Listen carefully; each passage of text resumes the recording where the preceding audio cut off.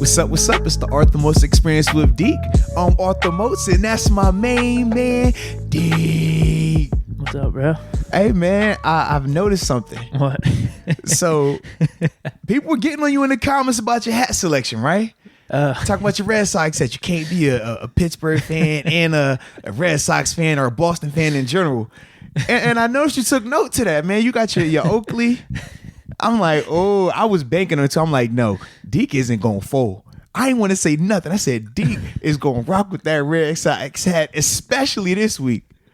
And here you come in here. Oh, man, you let the social media world get you, man? No, dude, not at all. It was more of going back to a previous conversation that we've had about wearing the same stuff, podcast in and podcast out. So I wore the Red Sox hat last time. I'm not gonna wear it again. But you have done. You have. I probably the most I've done was maybe a back-to-back. Okay. But right. I mean, if you look at the tapes, I'd say no more. Like I said, maybe one time back-to-back, but I usually space it out maybe every 2 or 3. So like next one, I might not wear a hat. Well, because this is the only thing that we're gonna have an issue with now. You wore the hat and they were winning, right? They won last week. Oh, damn. So now if they're unsuccessful, well, now it's on you. I have my beard still. I completely forgot about. I said I was gonna do that because we haven't been winning, so it didn't really matter when I shaved or anything. Yeah, I didn't really shave before that Monday night game. Okay, so I already had a little something, but then we won. So like you see, I do. You're scruffy. I like it. I have a little something going on right now. So I mean, we win this game, we win the next game. That's okay. I might have a decent beard. Okay, and I'm liking how it's growing in now. I noticed that in the mirror. A lot of times it's like patchy and not patchy, but it's like really light up here. It's starting to come in a little fuller. Grow like a man now, huh? It's starting to a little bit. Finally hit puberty, ladies and gentlemen. Deke has finally hit it. I feel like my stash is a little darker. Usually you can't even see that. So this might be beard season. I like it. Might be a good time for it. Get the people what they want, man. It's a market for that too. Mm-hmm. Yeah. Yeah, no Red Sox hat, unfortunately. A lot of people were saying in the comments, yo, what's the deal with that? Yeah. Like, you a Red Sox fan? No, I'm not a Red Sox fan. Just let the people know, man. I just like the hat. It's weird because I used to have a Red Sox hat exactly like that about 2-3 years ago, and I wore it very consistently. Okay. Backwards, forwards. And I lost it. I mean, that's probably not surprising to you, just based off this time that you've got to know me. I'm very forgetful. But you're consistently forgetful, which is good. Exactly. As long as you're the same way, you know what to expect. It's all good, man. Exactly. We come with backups for everything. What you need? Backup batteries, backup this. I got you. Hey, we good. Right. So I lose it, and it's probably a year goes by, and I don't have that hat. I go through other hats, but there was still something missing. I didn't have that staple hat. That's your go-to. And I went back to Lids, and I'm looking for another hat like it. I tried on like a White Sox hat, maybe a Pitt one. I can't really remember. I tried on 3 or 4. And I threw the Red Sox hat back on. I'm like, damn, I got to get it again. It just looks clean. There's something about it. The navy blue and the red, like usually white or black you could wear with anything. Right. But for some reason, that navy blue and the red, that will go with any outfit. Hey, man, just remember, guys, that's Deke talking about that Red Sox hat going with any outfit. I would just burn the hat and not wear a hat at all if it was up to me. But I'm just throwing it out there, all right? I'm giving you some swag tips here. That's all right. Fair enough. Not you, just in general. Hey, man, listen, people. Get the people behind the mind of Deke with my outfits. Absolutely. You're educating the people. I like that. Educate them, man. Let them know what's up. Exactly. Yeah, dude, it's Friday. Feeling good. Weekend's coming. Hey. It's got that Friday feeling right now. Does. I walk into your house like 3 o'clock. The vibe is here, man. Football's about to happen tonight. It's the vibe. Starts on a Friday. We'll get some Saturday. You can have some on Sunday, man. Trifecta weekend today, baby. So I'm enjoying it, man. It's going to be a blast, man. So for the Steelers, I do some of their high school football games. Mm-hmm. And I got one tonight, right, at Freedom High School, the Bulldogs. I'm excited about it. It was funny because we vote upon which game we're going to go to, right? I kept seeing that on your stories. I thought it was, I didn't know you were doing it. I thought it was, because I know another player did we usually rotate players, we'll have so I didn't know you were doing it. I thought it was just you were trying to give some love and support for your high school. So you were scheming a little bit, actually. I was. So check game, right? So you vote each week on which school you want to go to. And it was my week, and I'm like, all right, South Fayette's up here. And at first, I wasn't even thinking about going to the South Fayette game. I'm like, my daughter gonna be out there. My oldest, I'm like, I don't want to cramp her style. And then I found out like my middle girl's gonna be cheering a little bit with the oldest. I'm like, oh, that'd be cool. But I'm like, man, I ain't worried about it. I already got this game coming up. I don't know where it's gonna be, but I got one on Friday. And then the South Fayette enters into the poll. I'm like, oh man. And the other school was like Thomas Jefferson. They weren't even voting. So I'm like, okay, we got this. We're good. But they going Freedom. Freedom was getting the votes in. So it got like real competitive. It got to the point like, I think it was Wednesday night. Wifey's in the bed. It's like midnight and she's still on the phone voting like, babe, wake up. We got to make it happen. I'm like, huh? Man, she's like, I'm putting it into like all my social media because I'm like, yo, if it happens, it happens. I'm not worried about it. I wasn't really invested into it. But she got me invested and she gave me the hype speech like, you got a chance to be out there for your daughter's birthday. And then your middle girl, she's out there cheering. She's going to be cheering with the big girls. Like, this is your opportunity to, what I'm saying, make it that much bigger of an event. I'm like, yeah, you right, man. Let's do this. So, man, I guess the vote into my phone get all hot. Her phone, I'm like, I don't know how her phone didn't blow up. The amount of voting she was doing. But then she was voting too, yeah. How many would it let you do for yourself? Well, no, the thing is you could just like, you just have to vote and then close the browser, open up again and vote. So it's a process, right? So imagine for me, I'm like, I don't vote for anything. I'm like, yo, if it's not like an election, I'm cool. Like, I don't want to do it. But she had got me hyped. So we're doing this thing, man. So we go to sleep. It's probably like 2 a.m. We're winning. I'm like, all right, bet. It was close. I did see whenever you were posting the polls. I never saw you guys in the lead, but I saw it was close. But you took the lead. So the thing was, we took the lead, but I wouldn't post it because I'm like, if I post it, then people gonna know and they're gonna get them to start voting again. That was my thought process. I'm like, don't post anything. I went to sleep. We were up. It was like we had 42% of the votes. Freedom had 40%, and then Jefferson had like whatever was left over. So I'm like, all right, cool, we got this. Wake up in the morning, 6 a.m. We still got this. I'm like, oh shoot, we still winning. Don't worry. Hey, don't trip. They about to make the announcement. In a couple hours, we're good. We just didn't know what time. That was the problem. If we would have known what time, we would have been good. I text the guy who runs it. I'm like, yo, what time does the poll end? He's like, yo, sometime in the morning. I'm not really sure when. Oh, man. I'm like, man. So me and wifey like, yo, we got to run errands. So we schemed it up. I was like, look, we're going to take one car. I'll drive so you can keep voting just in case. Man, about 8:30 hit when the first wave of kids went to school. And then the polls started to shift. We're like, whoa, hold on now. We got to get to voting. So I done parked the car now. I'm like in this parking lot. She's voting. I'm voting. I'm going into this spot. I'm still voting while I'm into this spot. And I'm looking like, yo, like this started to sway. First it was 42-40 us. Then it was 41-41. Then it became 44-40. I'm like, no. Man, it was about 10:45. It ended up getting to like 46-43. It's over. And she's over there voting. I'm like, man, I don't think it's going to happen because now the kids are in school.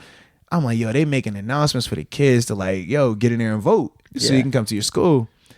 Man, I get the text from my guy. He's like, yo, usually we could like, for you, I could just make that move. Like, hey, it's going to be South Fayette if it was close. So I say, yo, just for, just so that way I could feel like, hey, when I tell my wife we lost, like, at least let me like make her feel good. Like, how many votes was it? Was it close? What was it? He's like, man, this is probably the most voted upon like battle we've had. Wow. He's like, South Fayette, y'all had 11,000 people vote for y'all. What? Yes. Wait, and the poll opened on Wednesday. Poll opened Wednesday. I thought you were going to say 1,000. 11,000 people voted for South Fayette. 13,000 people voted for Dago and Freedom High School, bro. You said the percentage is 46-40. You're thinking 6%. Oh, maybe 50 votes. Yeah, I'm like, oh, it can't be that bad. When he said that, he was like, yeah, because he said, man, literally, if it was close, he was like, yo, I could, because it's you, I would do that for you because I understand like everything. I'm like, yeah, bet that. But I'm like, just tell me what it was. Like, it can't be that bad. I said, bro, 11,000. I said, so typically what y'all get for votes? It's like, man, 5,000, 6,000 total for like everyone. I'm like, man, that's crazy. So after that, I was like, you know what, man, shout out to Freedom. I don't even want them to think that it was any beef or any, they my backup option. It was just, it was family. You know what I mean? I had a chance to do something special for the kids. It didn't work out. So we're going to turn up our Freedom tonight. It was nothing personal. It was business. Yeah. So moral of the story, you may have altered the results there. Maybe. Hey, this is the thing. When he said it was 11,000 votes for South Fayette, I said, at best, because just think about 11,000 times of opening and closing something. I was like, maybe 1,000 of them votes combined between me and like maybe. Because I'm like, just think about 1,000 of anything. Just think about if I tell you to vote 100 times right now, open the browser, it's gonna feel like you're doing it forever. It's gonna take time. So I'm just like. But would you have if it was like 50 or 100 votes? Would you have told them like, hey, yeah, let's make it South Fayette?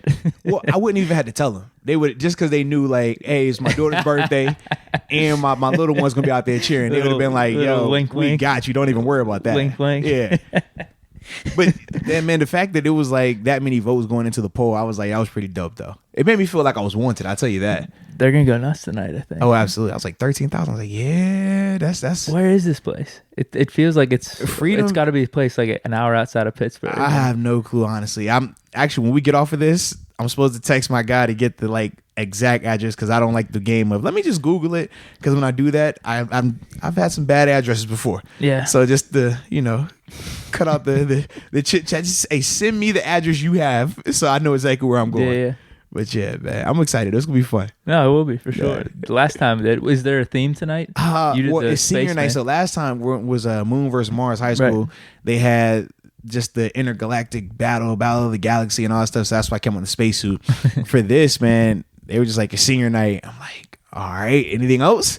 And they're like, nah. So I was like, either way, man, I'm gonna have a blast. Like, cause I've been doing it for so long now, it doesn't even matter. The theme ones are fun because you get to like dress up with them and they just eat it up. But I'm like, you know what, man? I know they're the Freedom Bulldogs, and we're gonna have a blast with it, man. So it's gonna be a good time. Oh, absolutely. Yeah. I hope you do have a good time. I appreciate you, man. But yeah. Game tonight. Yeah. Game Saturday. Big one on Sunday though. Absolutely, man. It's Ravens week. Ratbirds, you already know, man. No love for those guys over there. And in particular, man, when you think about everything they've been saying media-wise, they playing that dumb song, that renegade song, man, this and that. They had Ed Reed come over there and hype him up with a pre-speech. You got, Matthew Judon or whatever talking smack. Oh, man, them dudes ain't like that, man. We hate them. They hate us. Oh, I can't stand them. That I'm like, you know what, man? I'm about to come out the booth and I'm going to see one of y'all, man. Let me see one of your radio personalities from Baltimore in Pittsburgh, and it's on site. I would love that. It's on site, man. We'll go viral. That would be incredible. We would definitely go viral. You're saying fight? Like yeah, absolutely, legit? Man. Just let me know, man. Honestly, that probably wouldn't happen, but like you're right. But if it did. No. But honestly, I think you could be onto something. Could go viral. I have an idea. I don't know if we should share it here. I don't know. Because all right, I'll share it. Whatever. Go ahead, get the people what they want, man. Let's hear it. Seriously, like we're not trying to keep secrets on here. Yeah. If we recorded a show or like some segment of like the Arthur Moats show, just you and the Ravens commentary just going at it about like this is why the Pittsburgh Steelers and I let them win. know what's up. And like it's like raw. It's like not something you get on TV. It's like more of like a raw like at the tailgate. Yeah. That might be so. There might be something there. So we already have that vibe to us of the grassroots. Like you're right. Being at the tailgate. So this is what we'll do then. When their bus pulls up, we're just gonna snatch one of them off the bus and just hijack them and take them to where we're gonna be recording that, and then we're gonna make that happen. Boom. It's period. Right? You heard it right there. Or we could just like Conor McGregor the bus or something. Oh, as long as we record it, it's got to be recorded. If it's not recorded, it didn't happen. Remember that. Right. But then if you don't record it, the story and the legend gets bigger. That's true. Like I've heard this. We could actually not do it. I've heard about this story about Peasy running up on the bus for Ray Lewis. Like it's gotten so big. Sometimes they're like, yeah, man, he walked up over there. Ray Lewis had 2 guns and he was like, yo, I don't care. They shot me in Denver. I'll kill anybody out here. Like, you know what I mean? He started rocking the bus with one hand. Kids was crying. Like I heard that before. You know what I mean? Like just because it's no footage, so it just gets bigger and bigger and bigger. So it might be, you know what? It might be better without the footage. I don't know. That's true. Something might be going down. Yeah. Stay tuned, ladies and gentlemen. Stay tuned. But yeah, man, how you feeling about this matchup, man? What would the 2 adjectives be? Optimistic, but cautious at the same time. Okay, all right. Okay. So here, I think it's just a wild card. Like with the Bengals, we talked about it, and everything happened that kind of we talked about. It's just Steelers do your thing. Don't turn the ball over. Mm-hmm. Just play solid. Right. The Bengals aren't that good. Mm-hmm. We should win the game. Okay. This, I feel like we could play solid, but I know how the Ravens are. There's something to them. There's always fluky happens. Okay. Something. And especially now with Lamar Jackson, he could be escaping the pocket. Did you watch any of these games? I have. Some of the highlights? Absolutely. He's dropping back 20 yards, throwing it off his back. You preach it to the choir. But that's why when people are talking about, oh, man, he's developed so much, I'm like, bro, I've been watching this stuff, man. Cut it out. Cut it out. So I think I feel good about it because you have the 2-game sample from the first 2-game sample of the Ravens. Everyone's thinking they're really good. Mm-hmm. And it's hard to completely get that out of your mind. For you and for fans, yes. I don't believe it. So the last 2 games, they look very limited. Mm-hmm. The Chiefs shouldn't have even been that close. They were up by 17 in the fourth quarter. Well, some of those throws he was throwing up, 50-50 ball, sometime in double coverage. These dudes are coming down with it, and this was late in the game too, where they're playing catch up. So the score looks closer than what the game actually really was. So are you telling me the stats aren't always telling the truth? Is that what you're telling me right now? It sounds like that's what you're saying, and this doesn't sound right coming from you, Deke, because I know you are my stats guy. You'll be like, yo, these numbers right here, that mean he's good. No. No. I think the only player I'm thinking of that we disagree on is Frank Gore. Or can you think of another stats dilemma that we've been having? Well, you said Dalton's a good fantasy quarterback right now, right? Yeah. Well, not after last game. He probably went down the twos. All right. But Frank Gore, just fantasy-wise, other than PPR, he's not too hot because he's not catching passes. Got you. But just based off sheer volume, I'm not saying Gore is top 20 back or anything. Don't try to downplay it now, man. I had a cat hit me up and was like, man, I was listening to the podcast, laughing about the Frank Gore thing. Then he goes out here and he has 100 rushing. I'm like, yep. Whatever you say. I'm like, did you watch the tape? Because if you watch the tape, you like, bro, you should have had 250 out there, bro. But it's all love. I ain't hating. I don't want to be a hater. Right. So, yeah, the last 2 games, they definitely look limited. Mm-hmm. So I'm just thinking, what are we going to get? Are the Steelers what we saw Monday night? Are they more Monday night as opposed to the first 3 games? This is what I'll say to ease your mind and to ease a lot of the listeners out there, right? When you look at the Ravens, their first 2 games, who did they beat? They beat a Dolphins team that's tanking. And then they beat a Cardinals team that hasn't won a game yet. Right. And that was a close game. Exactly. Cardinals were close. Exactly. But the Cardinals, they're looking like they suck too now. And then you see them, like I said, the Kansas City game was not close. They scored your garbage time heroes. They did. That's what made it look closer than what it was. And you saw the Browns, it was like they handled them and it wasn't even in doubt once it got late in the third and the fourth quarter. Mm-hmm. So when I look at that, I'm like, that doesn't look real to me. When I look at the Steelers, the 3 games they lost, the 3 teams they lost to have a combined record of what? 11-1. Yeah, right. Think about that. 11-1 combined record. And they handily beat the Bengals. So I'm saying to myself, are the Steelers as bad as their record says? I personally don't think so. Because even if you have the Patriots game, right? That was a nasty loss. But could they have realistically, or should they have realistically won the San Fran game? It's safe to say, yeah. Could they have, or should they have won the Seahawks game? You could say either or. You can make an argument for them winning that or not winning that. But either way, they were still right there with those. The easy matchup they had, they won that. They blew them out in terms of the Cincinnati Bengals. So for me, I'm feeling a lot more confident with this Steelers team, and especially when you watch them throughout the course of the season. When they started out week 1, they had some bad stuff they put on tape. Then it went away a little bit in week 2, went away in week 3. They got a lot better in week 4. So you can see them trending in the right direction. Right. Whereas when you look at Baltimore, trending in the wrong direction. You're like, are they really that good? Lamar, are you really a QB? I mean, because what did he say? Remember, that was week 1, right? Not bad for a running back, right? He were woofing it, and then Harbaugh, he was going in with them, right? But now I'm like, now that I'm seeing y'all actually play some teams that are, not bad, like, because obviously Kansas City is good, but we're still trying to figure out Cleveland right now. Which Cleveland are you going to get? But from a talent standpoint, Cleveland has talent. Mm-hmm. It's like that Ravens team don't look that good. That Ravens defense looks super suspect. Let's be real about it. Earl Thomas, they talked about him a lot coming over. Legion of Boom. He don't look too good right now. I don't know what it is, where if he's heavy, uninspired, whatever, but he don't look the same. Right.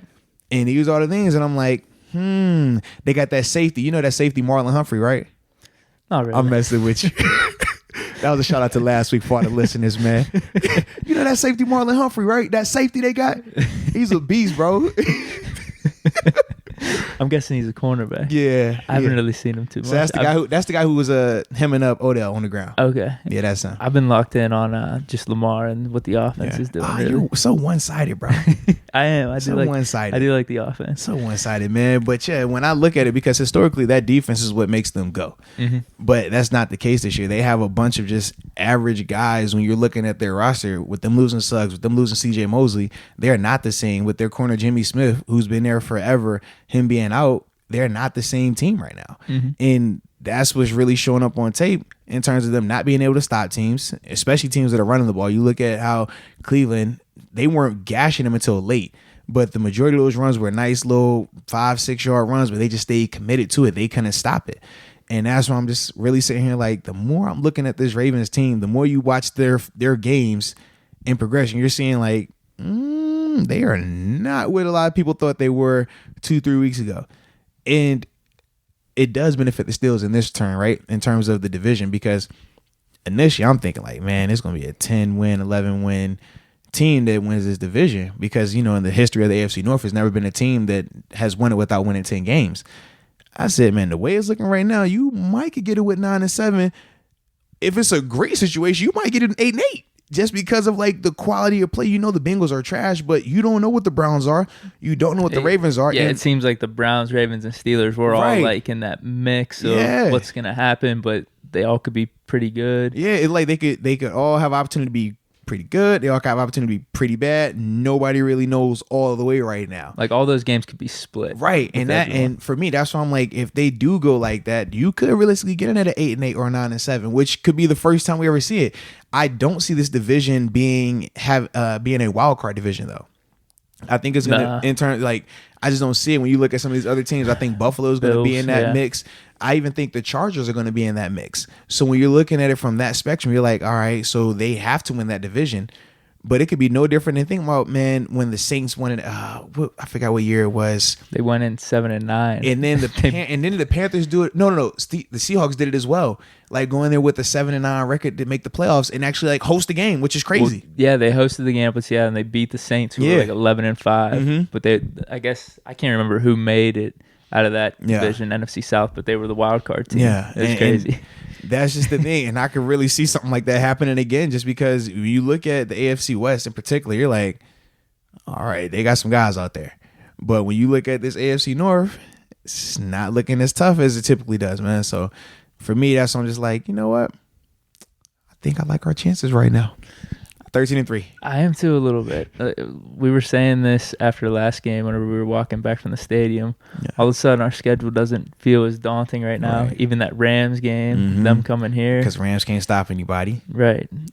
I'm concerned about the Chargers because it looks like they're trending towards healthy. But let's just say you lose 2 or 3 those games. That's what, 10-6 though. Yeah, right? You're still good. Absolutely. So I'm like I said, I'm feeling good about it. My question to you is, with Lamar Jackson, because this has been a theme throughout the podcast a little bit, because we've talked about Ben and the different styles of quarterbacks, and the quote that Sherman said a couple weeks ago after us playing the 49ers, he said Ben extends plays. Yes. And this is something that was definitely missed in this offense. Right. It was very prevalent, like be careful what you wish for.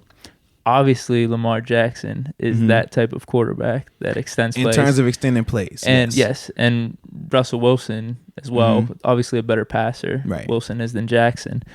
So how is he viewed, Jackson? I guess not in terms of quarterback. Basically, what I'm trying to say is how are we going to play him? Like, you make him throw the ball. Like I was going to say, do you respect him as a passer at all? You watched the film, right? Have you watched the games?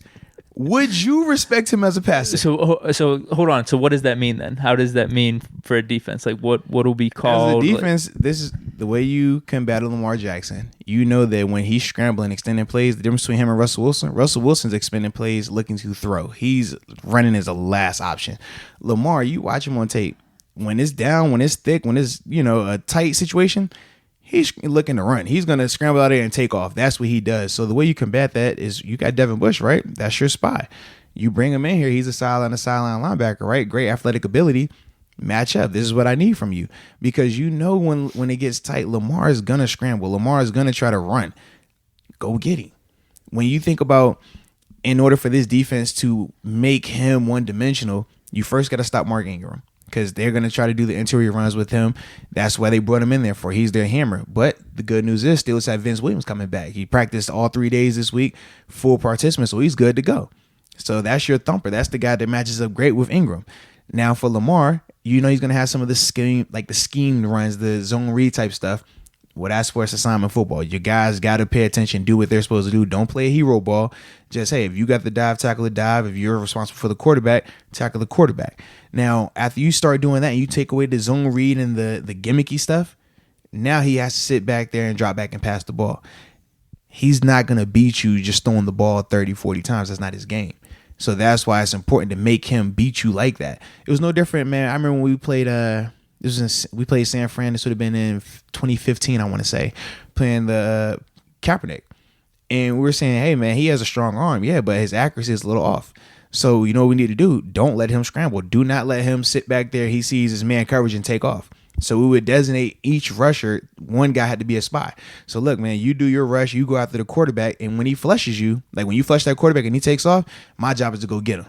And that's how we do it. We use Ryan Shazier, and he would go chase him down because he had the speed and athletic ability for that. So it's a similar type of game plan and mindset when you're playing a Lamar Jackson.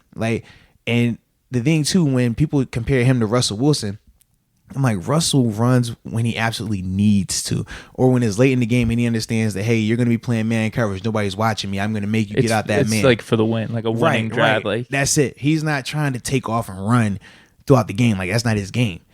With Lamar, man, it might be the second play of the game. Lamar might, all right, I'm getting out of here. Like that's the difference in the two. Russell Wilson's mental and above the net game is far better than what Lamar is right now. And Lamar is young, so he could develop into that. But as of right now, he's not that. And those are the things you have to exploit and expose in his game. How do you rank it in terms of preparing for a quarterback? Or how do you view it? Well, is it just different? It's is it harder, easier? It's a one-off. It is. I don't want to say it's harder or easier. It's a one-off because the style of offense they run, you don't see at this level. You see it collegiately. So if you're in college and you're preparing for it, oh, man, I see this every week. But then when you see a team that's running the wing tee, you're like, is the wing tee hard to stop? No, if you're seeing it every week. But when it's the only time you're going to see it out the year, you're like, yo, the wing tee is tough. So it's no different with this offense. It's like when you're used to seeing pro style, yeah, you're used to pro style. Now you see this spread, zone read stuff. You're like, oh, man, hold on now. This like you have to mentally forget the stuff that you've been doing prior and just lock in for this 1 week of that. Mm-hmm. And that's the only thing that makes it, I don't want to say it's harder, it's just unique in that sense. Because if you're just talking from a schematic standpoint, you don't even need a ball to practice this week. You could just say, look, if he's rushing, if this dive motion, go get him. They brought in that dude to mimic Lamar Jackson. Mm-hmm. Does that actually help?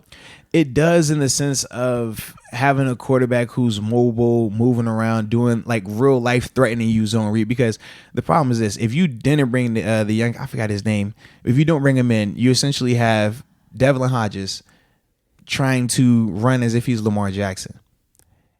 It gives you a false sense of hope when you're, because this is why, like you're always there, right? You're always there, even if you read wrong, you're always going to be in the right place because the speed of it, right? And that's, 95% of the quarterbacks in the league, that's their game. You know what I mean? So, for example, if I'm the outside linebacker, my job is to tackle the dive, and it's not a realistic threat at quarterback, a guy who has some type of speed. Well, I'm going to literally be able to tag the dive off and turn back around and get the quarterback. Just from a speed and athletic ability standpoint, you're not going to be able to do that versus Lamar Jackson. If your job is to take the quarterback and you false step one time, he's gone. But you can't get a realistic sense of that pressure if you don't have that type of quarterback back there. And I thought before I saw them sign the cat, I thought they would use Deontay Johnson because of the athletic ability, the make you miss ability. But at the same time, with Deontay being young, you want him to focus on his stuff so he can continue to grow and develop. So I did think it was a good idea for them to pick the guy up for this week, especially when you're facing that type of offense. Yeah. So I wanted to bring up one more thing. You know, we talked about stats don't lie. Oh, here we go. Let me hear it. I just want to throw this at you here. All right. I did some research. I like it. Did some math. All right, let's do it. So you mentioned Lamar Jackson being young. Mm-hmm. And I want to ask you about the narrative with him about not being a quarterback. Or I think there's something different about how we look at Lamar Jackson as opposed to some of the other running quarterbacks. Would you agree? But who are the other running quarterbacks? Hold on. So this is my point. So I looked at there's a lot to this. All right, I'm gonna follow you, man. So I looked at Mike Vick's first 6 years. I took the 4 years where he played like the full seasons and I averaged them out. Okay. His stats were oh my gosh, I forget how to say numbers. 2,533 yards. 16 touchdowns, 11.5 interceptions. And then he averaged 828 rushing yards, 4.7 touchdowns. Lamar Jackson through 11 games, 2,300 yards, 16 touchdowns, 5 interceptions, so less picks, 933 rushing yards, 6 touchdowns. All right. So Mike Vick was viewed as this prolific player, game changer. So are we just basing that off the time period? In what regard? Like the NFL was different when Vick played. Drastically and he was like kind of the first one. But when we talk about the numbers between guys 10 plus years ago and guys now, it's no different than the passing numbers. You look at an elite quarterback 10, 15 years ago and their pass numbers, or even the receivers back then compared to now, the game is different.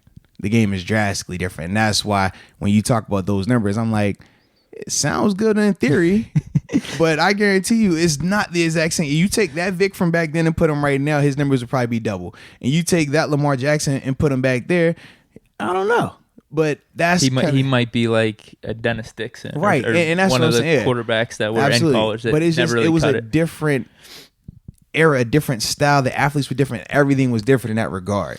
And that's all I say with that. Because here's the thing that you can't say about Vic was like he couldn't throw. He had a cannon. Oh, yeah, absolutely. And he was accurate. He could hit the guys. And that's the difference when you look at Lamar. His pass numbers look good when the guys are wide open. And a lot of times they're wide open because of his success running the ball. You get guys just streaking down the sideline, or even how he's hit Hollywood Brown a couple of times. They're usually wide open passes. They're not tight window throws. That's the difference. Whereas you've seen Vic make tight window throws. You see Vic when he runs, the real life threat that is. Lamar, I mean, without a doubt, he has great running ability, but it's still a different level of scary when you watch Vic run versus when you watch Lamar Jackson run. So, but I do like the stats though, man. It was interesting because I was thinking that everyone. I mean, you said it earlier. Yeah. I'm not like. Oh no, I like it, man. Saying it was like a bad thing for you to say, like, he's just a running back. But I was just thinking, like, I wonder what some of these running quarterbacks that, especially Vic, that we highly touted, like coming in, and I will say this in terms of calling him a running back, we say it jokingly, but the reason is this: when I look at a quarterback, Cam Newton, for example, prime example, when he first came in, he was run first. He didn't start wanting to throw the ball until he started getting banged up. Then he's like, I'm a passer. I'm going to sit back and throw it. Before then, he's like, man, he might throw it, but he's really looking for an escape lane to get up out of there unless the guy's wide open. That's when we call a guy that's a running back playing quarterback versus a guy like Russell Wilson who has the ability to run, but he's trying to throw it wherever he needs to throw it. He's trying to pinpoint accuracy, all that stuff, and running is the second option. Granted, Lamar Jackson said, oh man, I would much rather throw a touchdown pass than run a touchdown. That's cool, but what does the film say? When you watch him play, what do you see? When you watch things get thick, he's like, I'm running. To me, that's not what a quarterback does. When I look at quarterbacks that can really sling that thing, they say to themselves, you know what, when it's get thick, don't worry about it. I got this. Like, my arm is going to be plenty. And that's why I always say, like, hey, it's a little different in that. No, definitely. Well, I think Cam Newton's even a good example, though, because you could even say, like, Cam Newton was more run first, but there wasn't, like, this narrative of, like, he can't pass. Or correct. He's just a running back. Like, people were like, wow, this is awesome. Like, rookie of the year. Like, Cam's, like, lighting the league on fire. Absolutely. And we saw Kaepernick do it. I think part of it is maybe just because we have seen, like, the evolution of the quarterback, and these dudes come in and have success. And now you almost see, like, a little bit to where there's a breaking point maybe after 5-6 years where the running, like you said, Cam doesn't want to get hit anymore. You have to be able to pass. So it's more like with Lamar, I think we're saying, all right, we've seen, like, the running quarterback have success, but how much longer is this going to last? Absolutely. So like you got to develop that's that what I say, like a longevity standpoint, like it isn't realistic because the reason being is this: collegiately, the quarterback, like the running quarterbacks, are typically like dope athletes, and defensively, a lot of those guys, they aren't as big and aren't as big, strong, and fast as they are at the pro level. So they could take some of those shots. They can make a lot of those guys miss. At this level, it's different when you're looking at some of these athletes on defense, how big they are, how fast they can move, and when they're hitting these quarterbacks who are making $100 million, that's not a good investment. Because they break those guys up. And if you're trying to have the longevity and the structure of, hey, this is my guy going forward, this is how we're going to win, you need him out there. And for him to keep taking the hits, you're not going to be able to sustain that. But I will say even more so a reason why that narrative about Lamar being a running back, when you look at the numbers, like I said, from a passing standpoint, he has accuracy issues. He does. And I was going to say this too. Even though we just went over the stats, like in comparison to Vic, the 2 games we watched, and I remember watching the Chargers game last year against the 2 games this year too. What was it? The Chiefs and then the last one against the Browns. Like he misses a lot. It was bad, like the first half. Honestly, when I think of quarterbacks who I compare him to, a lot of people want to say Russell because that's the easy, but he's nothing like Russell. He's more Josh Allen. Like, think about Josh Allen in Buffalo. Strong arm, but he still has accuracy issues. He's gotten a lot better this year compared to last year, but that's his game. But he can run. Josh can run. That's his thing. Like, when things got thick last year, Josh led the Bills in rushing because, hey, man, if I don't see it, I'm just going to take off. And that's more Lamar's game. But like I said, they just like to say, oh, Russell Wilson, man, compared to Russell. I'm like, his game is nothing like Russell. Like, period. No. Hey, but that's just the narrative sometimes, man. Right. Yeah, I think at the end of the day, the numbers are maybe deceiving us a little bit. Hey, the ones I pulled up. I don't believe. Like I said, the stats, they tell a part of it, but it's certain things you just look at and you can just see, like the misses, right? They'll just pop as an incompletion, but it's a difference between a good miss and a bad miss, or a drop and things like that. And when you look at Lamar, he has a lot of bad misses, and that's the thing, man. Oh, definitely. Yeah. So, is there anything else you wanted to touch on with the game? Oh, absolutely, man. Let's talk about from an offensive standpoint, the Wildcat. Can it sustain? Can we keep it going, man? What's up? I think so. Based off everything you were saying with the Ravens defense, they're missing some key players. They are, man. Got some holes, and you saw Chubb was able to do it against them. So we got a two-headed monster back there. So why not? These are their linebackers right now. When you think about the Ravens interior linebackers, Patrick, I think it's Onwuasor, Kenny Young, Matt Judon, Pernell McPhee. Pernell McPhee is their rush guy, but he was that dude that was thinking about taking your spot. Yeah, but that was how many years ago now? He's not that guy. And in fact, it was funny. You're on the mic now. Well, it was funny. So after the whole negotiation process and he signed with Chicago, he started getting hurt and he just like drastically fell off. And I was like, you know what? Cool. But when you look at their linebackers, man, those guys aren't the same as CJ Mosley. Like, those days are done. When you think about the linebackers that they've had, obviously everybody knows Ray Lewis, but like they went through a spell where they had legit inside linebackers. They don't have that no more. So when I'm looking at this running game, I'm like, Jalen Samuels and James Conner gotta be licking their chops because they're gonna have a great opportunity. And even the the O line, outside of Brandon Williams, who's supposed to be coming back for them this week for the Ravens, I'm like, outside of him, there are not a lot of scary characters over there, which bodes well for this offense. And like I said, man, Earl Thomas, he hasn't been looking good. I don't know if he bulked up. It was bulking season, whatever. And in his effort, you see some of the highlights, man, he's turning it down. It's like, hey, I'm not going to chase after this play. I'm not going to bust it over here. Those are some of the things I'm like, all right, that's showing me the sign of somebody that you can make quit while you're out there. It's crazy we're talking like that, but that's what the film says. And that's just how I'm looking at like, man, we get up a little bit. Those guys might pack it up. I like that idea. I think part of me is just there's something about Ravens, especially like Ravens Steelers. You think defense, smash mouth football. Absolutely. But if what I'm seeing, what you're seeing, especially you, if you're telling me that there's some definite holes. It is. We kind of got to throw that old narrative out the window here. Yeah, well, especially for this game. And I'm excited too because it wasn't just players talking. Their DC, what's his name? Don Wink Martindale was talking a little greasy too. So it's like, okay, yeah, we coming to town, let him know. I'm like, all right, well, Randy Fichtner, I talked to him the other day and he's fired up. He loves what these guys got going on. And I'm like, Randy, I watch the same film you watch. I know what that defense over there with Baltimore looks like. So I love this matchup for us offensively. Like, I feel like defensively, it matches up well for us because we have the athletes, right? When you think about the amount of first-round picks that the Steelers are going to put out there, they have a ton of talent. The worst draft pick being a third-round draft pick. Mm-hmm. They have a ton of talent. So eventually it's like, okay, early on it might take a little bit of time because they haven't seen this style offense in full speed all season. So you take some time to adapt to that. But after a while, I feel like our athletes take over their athletes from our defense versus their offense standpoint. But when we got the ball, I'm like, man, that defense ain't like that. That defense not scary. Wink, hey, man, I understand you want to be confident with your guys, but you saw what y'all put on tape last week. I watched the press conference after you was talking about, hey, man, we got to work on this. We got some things we got to show up, all that. We're going to fix them. You bring in Ed Reed to give you guys the pep talk. I got all that. Randy Fichtner ain't got these issues right now. Randy Fichtner said, hey, man, hey, guys, we done had a couple games back to back. We done put together some stuff now. All right. This is another great opportunity for us. Mm-hmm. So I like that. Mm-hmm. Same. Yeah.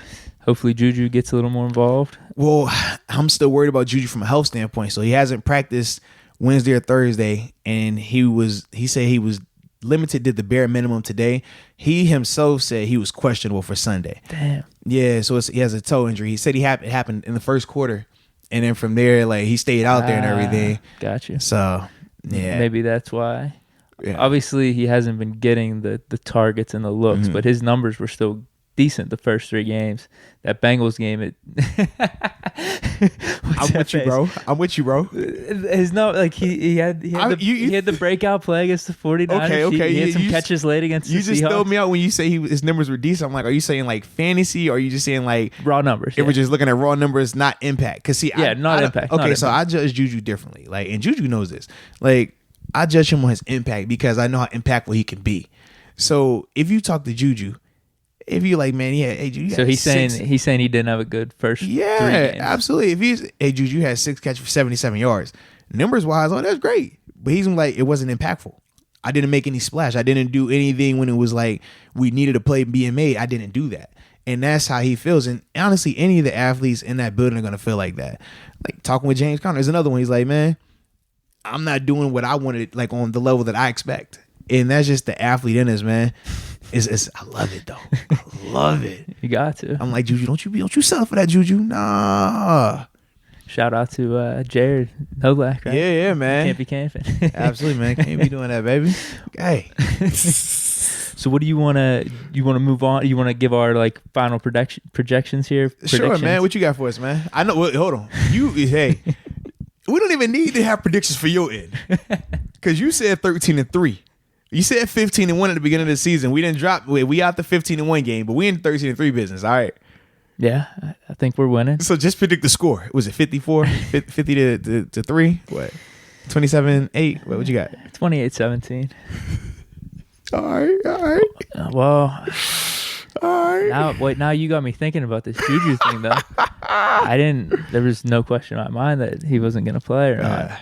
He said himself he's questionable. So makes me if he doesn't nervous. play, that's no good if he doesn't play. But you got your boy Deontay. But he's going to match up versus Marlon Humphrey, who did lock up Odell. Well, there's that.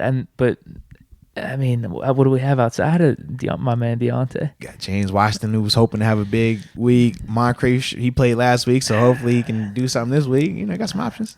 I don't know. Maybe we can get a quick flight in from Minnesota to Pittsburgh. Oh man! Hey, look. Speaking of, who'd you say? So, because I know you're on this Stephon Diggs train. So, just talk about. I want the people to know, who are you willing to give up, or how are you willing to make? Because remember, from a money standpoint, we don't have enough. We can't just cut Moncrief. We can't just cut Swiss. So that still doesn't work. So we're gonna need more about. We can't cut them both. You could cut them both, but it's still not gonna be enough for the cap hit that's gonna come with Diggs. So help me understand. Help. Yeah. I'm interested. So there's that. We don't have any more draft. We don't have any first round picks to give up. No more first round. We offer the rest of the draft up. This year's draft. So second, what do we have? We have 2/3, second 2/3, a fourth, man. And then our 6th and 7th. They said just offer the rest of the draft up. Rest of the draft up. Do whatever you got to do with do whatever you got to do with the cuts to get it close, and then restructure some contracts. There's ways to do it. Just give up the rest of the draft. Yeah. All right. I'm going to do that. Would you not feel good about this team going into next year? I would feel terrible about this team going into next year. We won't have any draft picks. Oh, that's fine. But like, what? Look, we got some of our young players stepping up right now. So my question is this. Okay. We got Minkus. So this is what I want to know. We're kind of short up, I'd say. No. This is what I want to say. Okay, so you don't have any draft picks, right? And we pick up Burfict. Just listen. So listen. We don't have any draft picks. All right, I got that part. So Bud Dupree, who's been your starting outside linebacker, he leaves through free agency, right? Are you going with Chicolo or Ola to replace him? Pick your poison, whichever one. We're still going to be short a guy, though, right? Okay. Then after that, we lose Javon Hargrave to free agency as well because he's up for contract. Bud's up for contract, right? Who replacing that? All right. Let's see. Jeez. I'm sure everybody hates Moncrief, right? So say he's gone too, right? Okay. All right, cool. But you said you bring in Deke, so we're good, right? But you said we're going to have to give up somebody else, okay? So we said Moncrief, Swisher, whoever else to make the cap thing work. We still short some people. Well, hopefully Martavis is reinstated by then. Okay. Scoop him back up. We could grab Wallace. Just the. So how much? How we gonna have enough money to get Wallace? Just a KG again? Veteran. Well, isn't his cap hit gonna be gone? Okay. Is it? I don't know. I don't know either. Yeah. Listen, I'm an idea guy. Listen. I just throw the ideas out there. I like when you throw the ideas out there, but that's why I like making you answer these questions. Bro, I'm not kidding you. Because I don't want to answer these questions, bro. I'm not kidding you. No, that's why we just talk about what it would look like. No. I want the nuts and bolts. How is this gonna work? So, dude, no joke. I posted that thing on Instagram. Oh, you probably had like 100 comments on that thing, man. Yeah, it was. It's close to 100. But no, the funniest is people were adding the Steelers in my comments. I love when people do that. Kevin Colbert definitely is up there watching. Like, oh, y'all added me. All right, let me make this move for y'all. Perfect. How we go about this again? This little graphic that Deke made up is gonna. How exactly do I go about making this thing happen? Whatever it is, y'all just help me out. I'm just trying to figure it out, man. Help me understand. Help me understand, please. There's no understanding that needs to go into it. It's just madness. It's just dream. It's just. I got you, man. It's just throwing the ideas out there. I think the Steelers know that Diggs. Okay. He wants a trade. Some of the fans are hype about it, so they know. They know if they're interested, they'll figure that out behind the scenes. It would be a great thing if he was here. I just personally don't see it happen. I'm just throwing it out there.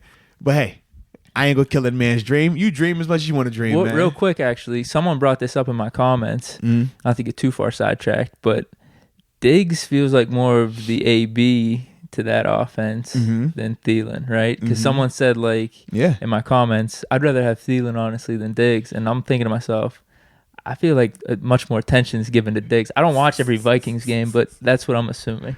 I'm assuming Diggs would be the higher value receiver there. They're both pretty good. I mean, they both are really good, actually. Excuse me. It's hard to find a comparison because it's not like AB Juju because the difference was like drastic. Granted, not obviously this last season from the number standpoint it wasn't, but in terms of what AB would draw was drastically different from what Juju drew. I don't know in terms of Thielen and Diggs if it's that big of a gap between the two. Gotcha. But I have no clue. But I'm like, I don't really study them like that.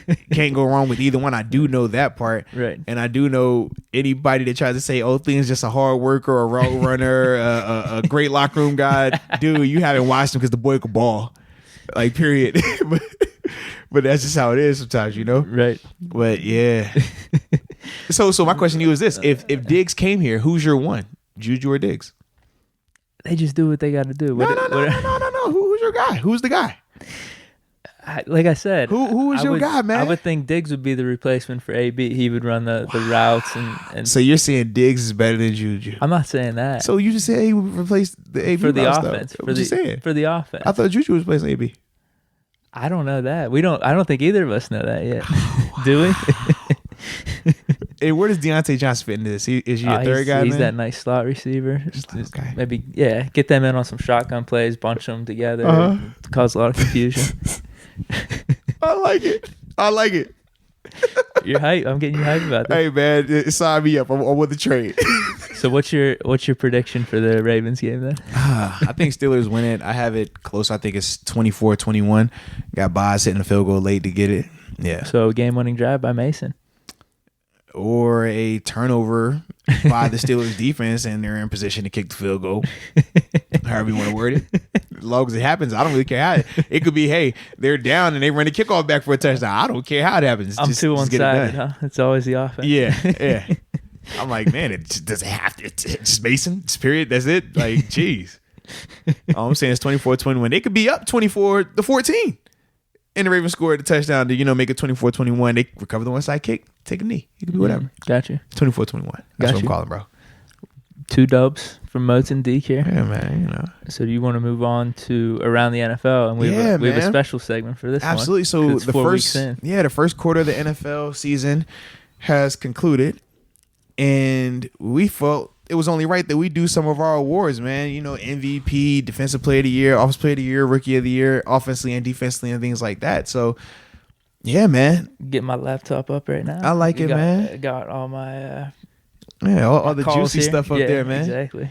All right. So, for MVPs, you want to go first or you want me to go first? I'll go first. All right. Who you got? We've talked about him a little bit on the podcast. All right. It's your boy, Russell Wilson. All right. Okay. Fair enough. The stats are there. Okay. I don't want to say he doesn't have any help. I'm about to say, don't say that now. I don't want to say he doesn't have any help, but the offense rolls with him a lot. Okay. Hey, whatever you say, Deke. Whatever you say, bro. 73% completion, 1,400 yards, 12 touchdowns. Okay. 126 QB rating. Mm-hmm. Throwing an extra 128 rushing yards, 2 touchdowns. Cool. All right. Dude, he looks really good right now. Okay. So there's only one other guy that I would put in that mix. Okay. But I'm interested to hear what you think. Oh, mine's simple. I'm going Patrick Mahomes. Ooh. You can call all the numbers you want. I see ballers. I know what a baller is. Mahomes is a baller. Well, you don't think Wilson balled out last night? Did you watch the game last night? I did, yeah. Their narrative is drastically different due to a missed field goal. That's all I'm saying. But Wilson did what he had to do. Don't you start that now. They make that field goal. This is a totally different conversation. You're not coming in here on this. Hey, man, Russell's elite. Russell's this. Like, without a doubt, Russell's top 5 quarterback this year. Without a doubt. But it's a difference between what Russell's doing and his numbers and what Mahomes doing and his numbers. That's all. You're a numbers guy. Pull up Mahomes' numbers. I think I got Mahomes' numbers. Okay, and you tell me you can realistically look at that and say, hey, man, Russell's the better guy. Russell's the guy. Stop that. Well, that's why I got Mahomes as my offensive player. And that's why I got Russell as my offensive player of the year. Wait, how? What you mean how? I feel like Wilson's more valuable to Seahawks. What? Yeah. Not by much. We're splitting hairs here. Are you ready? Are you ready for this? Yeah. Who's Mahomes' number 1 receiver? Tyreek Hill, right? He hasn't played since the opener. Who's Mahomes' number 1 running back? Just throw it out there. Well, he's got Shady. He's got Williams. Exactly. Shady, who was released by Buffalo, right? He hasn't really put up crazy numbers. He's been decent. Sammy Watkins came out of the blue and did some stuff, right? But who is more valuable? That's all I'm saying. You take Mahomes off that Chiefs team. What about Travis Kelce, though? Okay, well, what about Tyler Lockett? I know. Well, that's what I'm saying. Yeah. We're splitting hairs here. They both. So who would you rather have Chris Carson as your running back? Dude, I'm saying. I don't know. I like Shady. They're not giving him as much run right now, though. That's the problem. I don't think it's that far off. Whose defense is better? I don't know. I couldn't tell you. I honestly couldn't tell you. I don't want to just. Okay, so we'll just say this then. When I throw out this name, you tell me what you think. Bobby Wagner. He's all right. What? You're a Madden guy, right? Well, no. You're a Madden guy, right? Are you a Madden guy? Yes or no? I specifically remember talking about this. Are you a Madden guy? Yes or no? You didn't think he should have been 99. Are you a Madden guy? Yes or no? I am. Yeah. What is his rating on Madden? I think they might have bumped it down. What was his rating on Madden? 99. Okay, say no more then. All right, Jadeveon Clowney. He's pretty good. Oh, yeah, he seems pretty good. Yeah. Hey, even KJ Wright. I know you don't want to give him no love, but 4+ seasons back-to-back 100+ tackles. Love KJ. KJ a baller. Good dude. And he's doing his media thing out in Seattle. Shout out to him, man. That's all I'm saying, man. Just. Here's the thing. Didn't they just get torn up a little bit last night? By the Rams offense, who's supposed to be one of the best offenses in the league? They let up a lot of points against for the Bengals us game? What's a lot of points to you? First off, because the Rams are giving up a lot of points. The Rams are giving up 80 points in 2 games. Who'd the Seahawks play week 3? Or no, yesterday was week 5. Yeah, because they're 4-1 right now. Yeah, I can't remember who they. So they played us. They played the Bengals, and they played the Rams. I don't remember the other games. Arizona last week. Last week. Yeah, they played Arizona last week. Yeah, they blew out Arizona. The only team they lost to is the Saints so far. Right. Yeah. So I'm saying, man, you talking about they giving up a lot of points. Well, there you go, Saints. Yeah. So whose defense is better? They let the Saints. So whose defense is better? It's a close call right now. It's not close at all, bro. Early in the season. It's not close at all, man. So that's why I say Mahomes is the MVP and Russell Wilson is the Offensive Player of the Year. That's why I rank him like that. Just throwing it out there, bro. So I just think Mahomes' raw numbers are going to be better, but the impact that somehow that leadership that bringing the team together. Like, if that's the case, you might as well give it to Brady then. His raw impact on the team. We know what New England is without Brady. He had a rough game last week. Their defense is too good. Okay, but the first couple of games outside of that one, he's still been one of their main guys. They were playing pretty crappy teams. Oh my gosh. So hold on. Well, here's the thing. Who you said they were playing crappy team? Who has Seattle beat? Who has Seattle beat? The Bengals, who are what, 0-3? Yeah. Us we're a better team. No! Don't you do that! Don't you do that! Stop it! The Saints that are pretty good. They lost to them. Oh my gosh! Beat the Rams, good team. They beat the Cardinals. Are they a good team?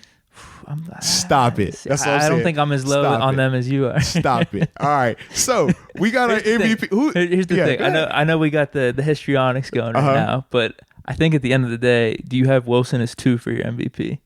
Yeah, he would be 2. Yeah, and then probably flipped for Offensive Player of the Year as well. You would have Mahomes as 2. Well, personally, I was going to give Mahomes both, but I figured, you know, at most time in the NFL, they don't give them to both. They just do one or the other. So that's why. I feel like we're kind of on the same page, though. We're just whatever you say, man. A little bit. Whatever you say. We're splitting hairs. No, it's not splitting hairs. One's disrespect. It's cool, man. Disrespect. Because the MVP is like the best of the best. Like, you don't just give that. That's not. Drew Brees doesn't have an MVP yet. Think about that.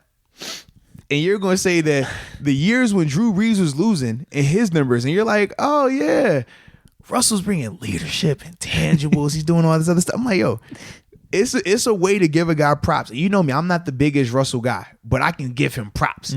But we've seen giving him props and then just coming out the blue with some, you know what, man, I'm just put him with Pat Mahomes right now. Get Mahomes off play to get like, what? Stop that. No. But you know what? We neither here nor there. I don't know. I think Seattle's weapons are a little less than KC's. We'll say that. And then the defense, it's not even close. I'd have to look into it a little more. You can look into it all you want. You're not going to find anything. All right, so that's our MVP or Offensive Player of the Year. Who's your Defensive Player of the Year? Defensive Player of the Year. I don't think anyone can really argue this at this point. I don't know if he keeps it up, but 9 sacks in 4 games. He's talking about Shaq Barrett. Yeah, that's PZ boy, man. I mean, he's on pace. That's 36 sacks for the season. Yeah, that's young Joey Porter boy, man. They was out at Colorado State together. I was gonna say I don't know who this dude is or where he came from. Serious? Yeah. So he was in Denver. He's out of Ricky. He's been in the league for a while, man. So he backed up Shane Ray. He backed up DeMarcus Ware. He backed up Von Miller. And the thing is, like, his numbers when he was out there, best he would get 4 to 6 sacks. He's a good rusher, but you also have to, when you look at the tape, 3 of those sacks were against Carolina. Carolina's tackles were terrible. He's definitely, but the thing is, I'll say this, because you feast on bad players, right? But you do have to make the plays. It's one of those things where he's making the plays, and everything is going right in terms of most of the time, man, you'll have a couple of games where you're killing guys and the ball's just coming out. You're not even, you're making the plays, but hey, the guy throws right when you're hitting him, whatever it may be. He's got like the perfect storm going right now. So that's what I mean. I don't know if he's going to keep it up. It's just hard to argue. 9 sacks, right. That's pretty crazy. Absolutely. So we'll give that to him right now on my end. Shaq Barrett, good dude, man. He came in undrafted guy, man, worked his way. Like you said, realistically beat out Shane Ray, who was the Broncos' first round draft pick out there. And that's why they were more confident with him than Shaq. Than Shane Ray. But when we just talk about, hey, a guy getting 9 sacks, like, is that sustainable for him? I personally don't think so. And I'm sure if you talk to the Broncos organization, they didn't feel that way either. That's why they let him walk in free agency. And Tampa didn't feel that way either. That's why they didn't give him a big contract. Is this a 1-year deal for him? No, I think he did a 2-year. I got to check. Oh, man. That sucks. This could be a big payday then. I mean, no, he's going to get paid regardless. Okay. Like, regardless of what his deal is right now, you're going to renegotiate. You have to, just because if he signed for, anywhere between 1 to 3 million, you got 9 sacks, you're going to the table, period. I don't care what part of the deal is in, you're going to the table. Like, that's just what it is. So, yeah. So, who do you got? That's what I said. Shaq, you have him too? Absolutely, yeah. Yeah. But you said you ain't know who this guy is. I'm like, I know Shaq, I know him real well. Like, yeah.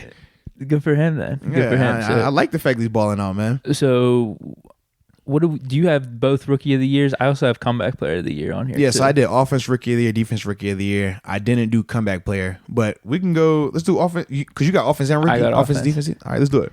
All right, it's got to be the dude with the mustache here. Gardner Minshew. Okay. He's got the mojo. He's got the magic. He's been winning games. So, and the stats to back it up at this point. Yeah. What do I have written down here?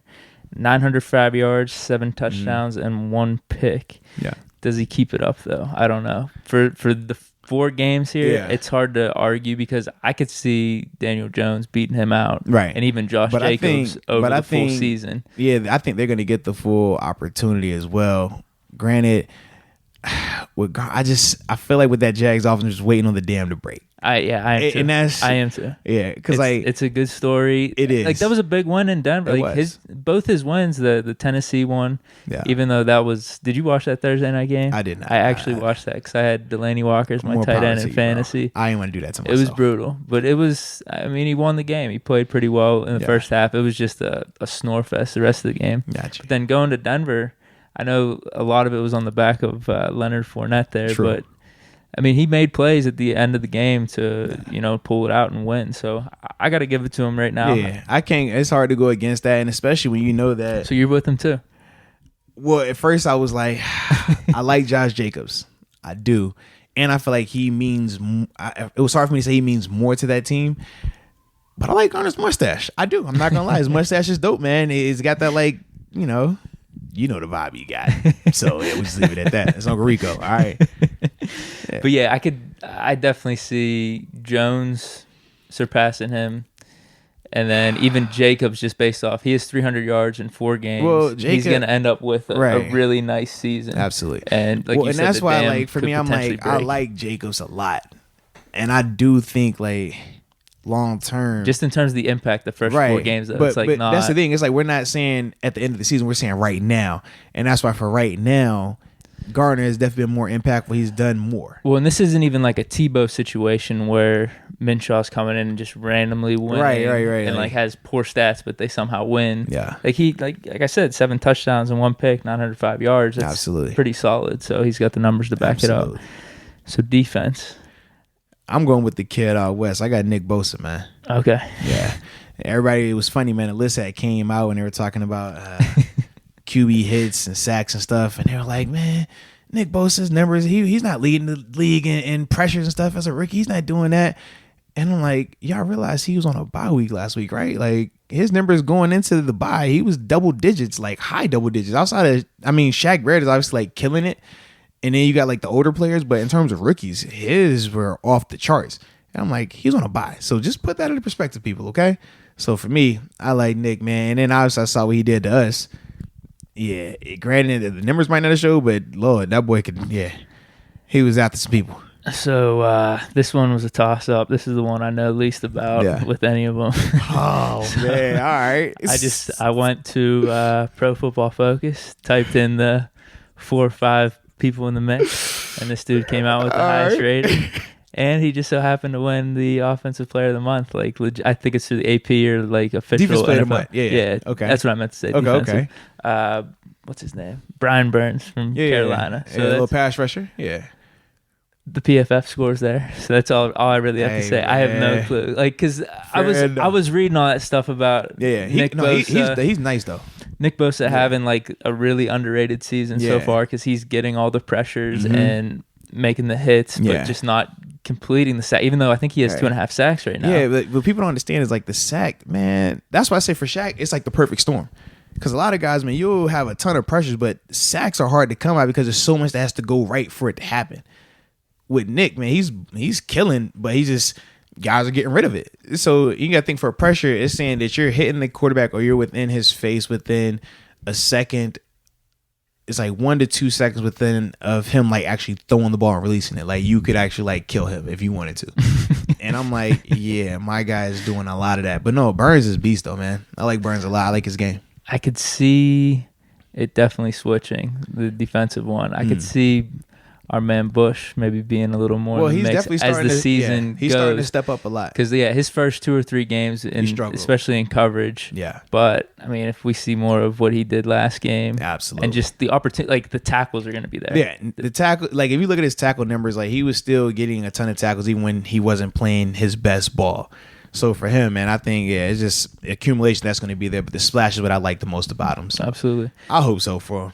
So right now it's 4:27. You got your call at 4:40. There's one thing we got to do though. Our bet of the week. Yeah, let's talk about it, man. Okay. Now I had a suggestion DM to me. Okay, what was that? Karaoke. All right. On video. It's better than hot sauce, I guess. Really? I would rather do the hot sauce, I think. What? The karaoke, that's like you gotta go out. Take me to Tequila Cowboy, get me on the karaoke machine, or wherever they got karaoke. DM us the karaoke spots locally. And yeah, Tequila Cowboy's one of them. Yeah. Do you want to do that I'll karaoke. Absolutely. Oh, you do that? All right. Because like I said, I didn't even bet this week on my Fox bets. Like I was like, no. Because I tell you, I won big last week. Did you? I hit them on all. Nice. Yeah, because even though the Bills lost, I took Bills with the points. So I had 7 points for the Bills. They lost by 6. Perfect. I took Philly straight up. They won on Thursday versus Green Bay. Perfect. And then I did the double bet parlay. Hit for the trifecta. So I feel good.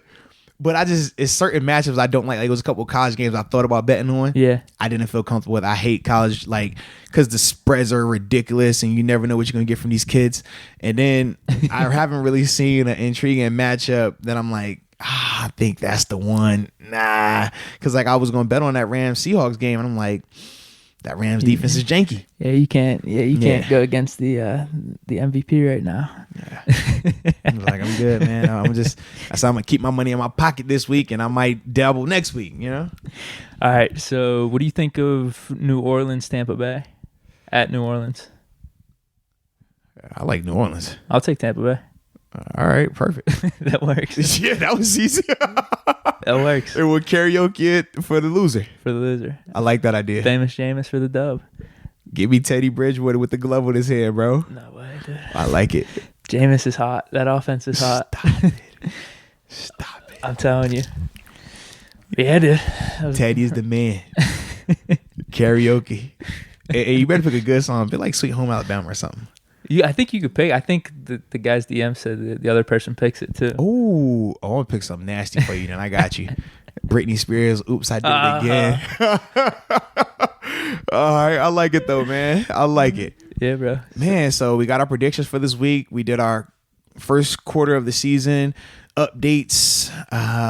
Obviously, Terrible Tailgate will be this weekend again. Huntsville. Yeah. 1 o'clock game, so we're out there at 8. Well, we won't be out there till 9, but the tailgate starts at 8. It'll run right up until kickoff, so definitely check that out. Red Live 5A, always a blast. We'll be doing the live recording of the Arthur Moats show. It's always a fun time. People rave about it, so keep it going. Man, talk Ravens ball. I think we're good, bro. I think we're good. Yeah, I'm excited, bro. Absolutely. So, yeah. Guess that was it for this episode, man. Appreciate y'all tuning in as always.